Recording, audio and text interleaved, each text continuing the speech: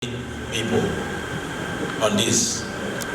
Before I go ahead, please let me just introduce. To my right is Major General Badairo. Is our Director of Civil Military Affairs. We're in the same department of Civil Military Affairs in the Nigerian Army. While to my left is Colonel Mohammed, who I believe those of you in Gombe, you should know him. He's the commander of 301 Regiment. Those who don't know him, well, here he is. He's the commander of the soldiers in Gombe State. So if you have specific questions, he might be able to look at them.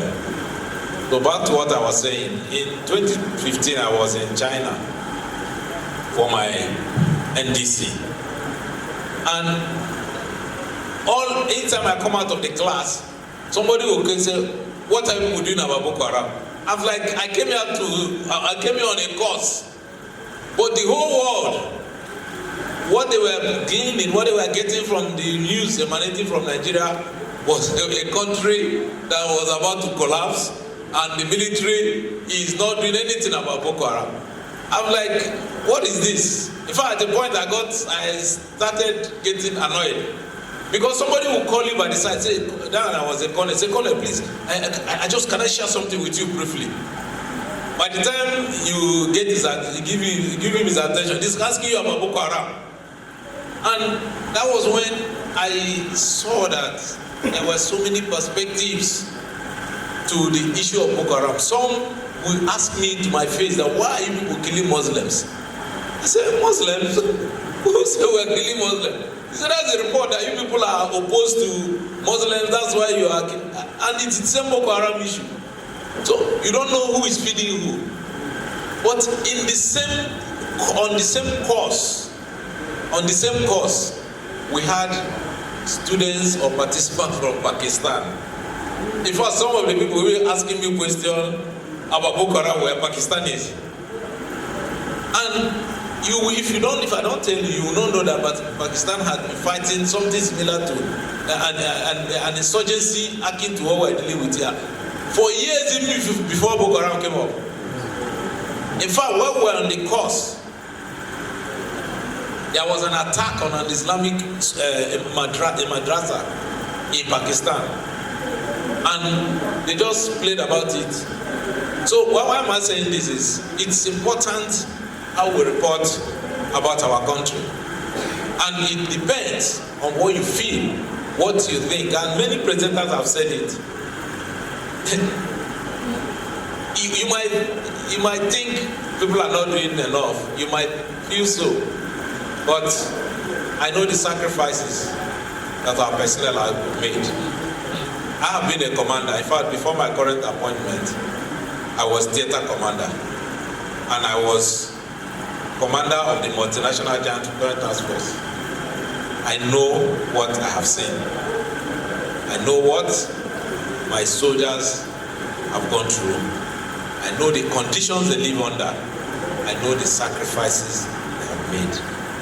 But when I see pressmen, I also see some kind of partners. Because in Sierra Leone during the ECOMOG years, there's this gentleman that was reporting for BBC. His name was Eddie Smith. I don't know how many of you could recall that name. He was following us everywhere. And I will hear him, this either Network Africa or Focus on Africa. Those are the two programs BBC had for Africa. In the evening, it was Focus on Africa. In the morning, it was Network Africa. And you hear Eddie Smith's voice. So one day I said, "So you are the one now always talking about us." So he came, and there was supposed to be an advance from the bridge where I was. I saw them leave with the soldiers. He was curious. He wanted, I don't know, I think some of the pressmen, they were talking about Eneche, probably that kind of. He wanted the thing as the thing they happen, he will serve it hot. And the next thing we heard that the vehicle was inside was hit by, I think, by fire, and he died. The next time somebody was reporting about what we were doing, the person was reporting from Freetown. And me that was in front there, I was like, what? Do you even know what he's talking about? Where is the dispute? So that we can tell him ourselves, so that we can talk to him and let him. And when somebody that is in need with you is reporting an incident, you yourself, you can like, okay, at least this man knows what he's talking about. So, as pressmen have paid the supreme sacrifice in the course of their duty, soldiers have paid. We are partners, largely, in the building of our country. And so, it's better we understand each other so that we can collaborate. Understanding. I had a quotation, I didn't even know that they are going to capture it. I hope I can get it. That I said when I was addressing my soldiers. Before I left the theater. I think that was in Goza when I went for operational visit. Let me see if I can get that quotation. I didn't know somebody had taken it up.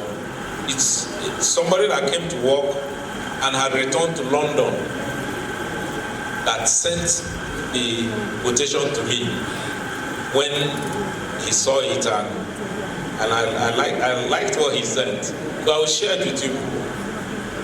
And I told the soldiers then, I said, armies don't go to war, nations do.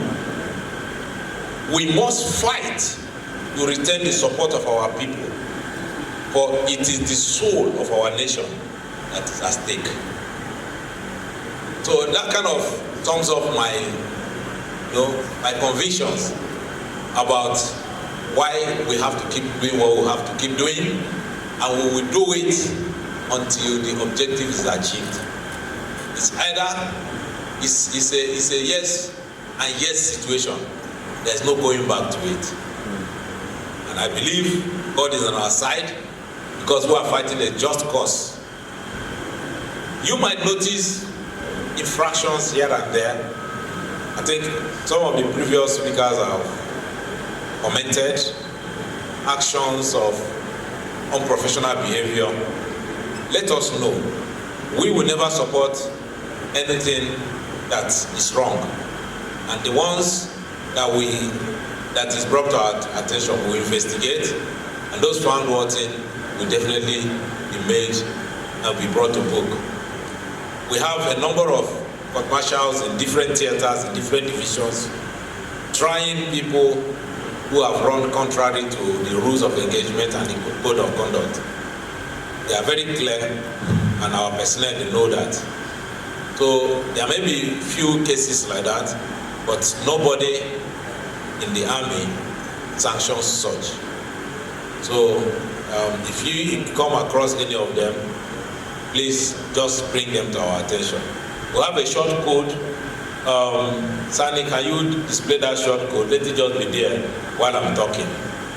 It's a toll-free number. If you call it, you get a response.